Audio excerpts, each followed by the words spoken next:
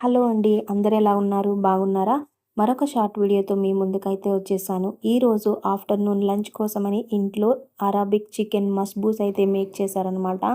చూడడానికి చాలా కలర్‌ఫుల్‌గా ఉంది గదా! మీకు కూడా నోరూరుతుంది అని అనుకుంటున్నాను. సో, మీకు ట్రై చేయాలని అనిపిస్తుందా? ఇందులో ఎటువంటి కారం ఉండదండి. చిన్న పిల్లల దగ్గర నుంచి పెద్దవాళ్ళ వరకు కూడా అందరూ తినొచ్చనమాట. అట్లా ఉంటది. చాలా బాగుంటుందనమాట.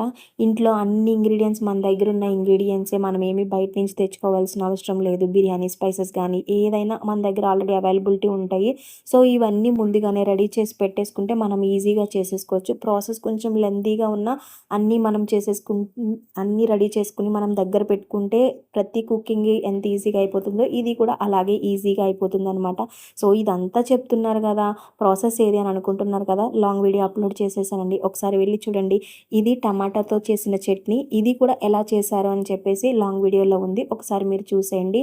చూసి ఇది ట్రై చేయండి. ఇది కూడా స్పైస్ ఉండదండి. మీకు కావాలి స్పైస్ అనుకుంటే అందులో కొంచెం పచ్చిమిర్చి లాంటివి ఏవైనా ఎక్స్‌ట్రాగా మీరు ఎక్కువ యాడ్ చేసుకోవచ్చు. రైస్ చూసారా ఎంత పొడి పొడిలాడుతూ వచ్చింది. చికెన్ కూడా చాలా అంటే చాలా బాగా కుక్ అయిందండి.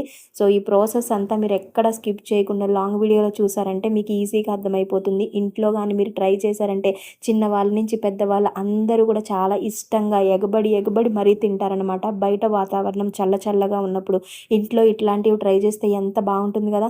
పిల్లలు కూడా చాలా హ్యాపీగా ఫీల్ అవుతారు. సో, మీకు ఈ వీడియో నచ్చిందని అనుకుంటున్నాను. లాంగ్ వీడియో చూసి ఎలాగుంది అనేది కూడా కామెంట్ బాక్స్‌లో కామెంట్ చేయడం మాత్రం మర్చిపోకండి.